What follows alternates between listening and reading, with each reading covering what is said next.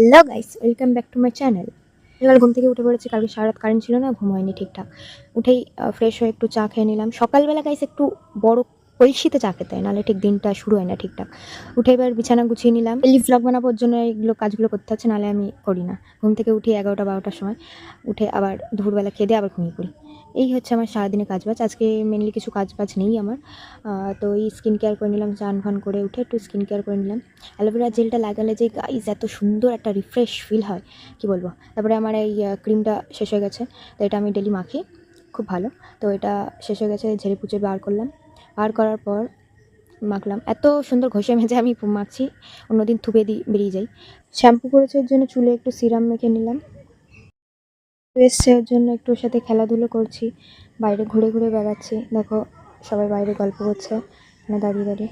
Guys, তোমরা কি আমার চ্যানেলটাকে সাবস্ক্রাইব করবে না? কি করছো তোমরা?